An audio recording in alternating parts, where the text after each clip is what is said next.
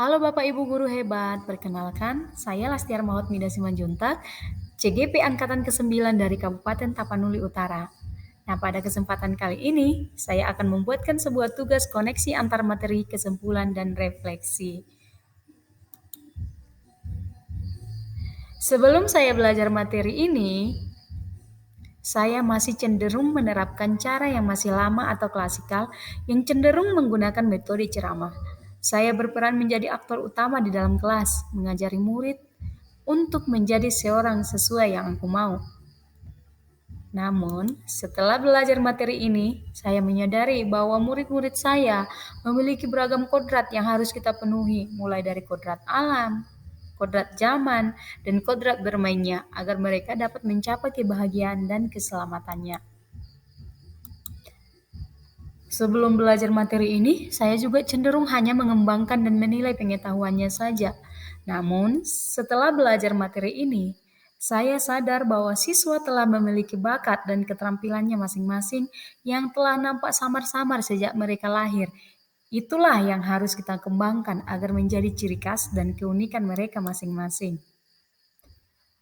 Sebelum belajar materi ini, saya juga sering menempatkan siswa di mana mereka tuntas belajar jika dia mampu melakukan seperti apa yang saya inginkan.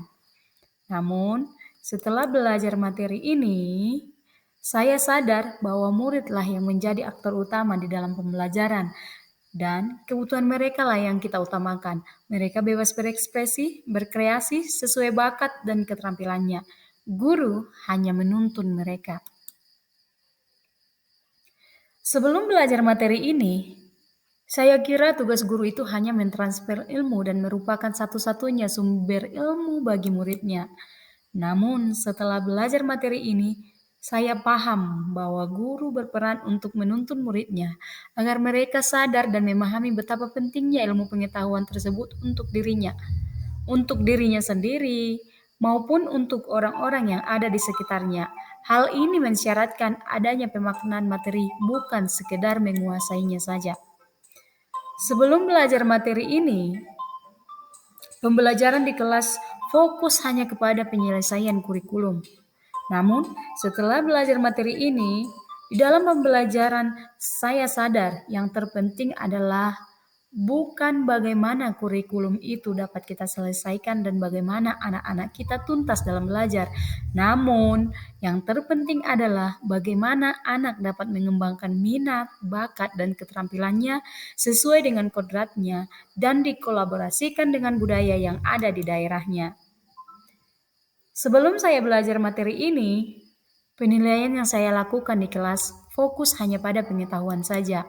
Namun, setelah saya belajar materi ini, penilaian yang saya lakukan bukan hanya fokus pada pengetahuan saja, namun penilaian sikap dan keterampilan juga sangatlah penting, sebab ketiga ranah ini merupakan suatu kesatuan yang utuh yang tidak dapat dipisahkan untuk menentukan keberhasilan murid kita.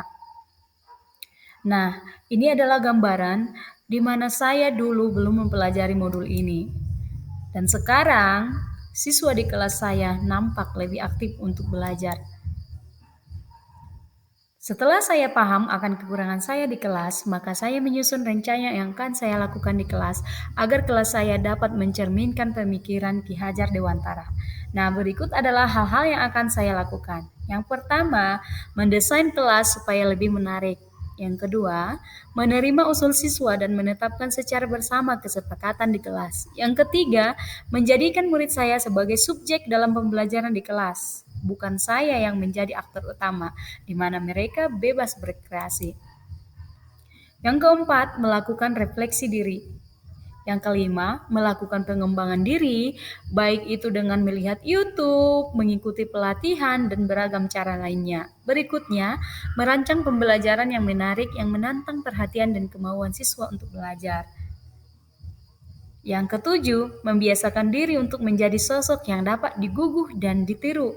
Kedelapan, berharap mampu memahami 3 prinsip dasar pendidikan Bapak Ki Hajar Dewantara, yaitu Ingarso Sung Tulodo, yaitu di depan mampu memberi teladan bagi anak didik saya. Ingmadyo Mangun Karso, di tengah saya bisa jadi sahabat yang selalu memberi semangat. Dan yang terakhir, Tut Uri Handayani. Dari belakang saya mampu memberi dorongan semangat dan memotivasi anak didik saya. Nah, kesimpulan yang saya dapatkan setelah belajar materi ini adalah filosofi dan pemikiran Bapak Ki Hajar Dewantara sangatlah penting untuk kita terapkan di dunia pendidikan.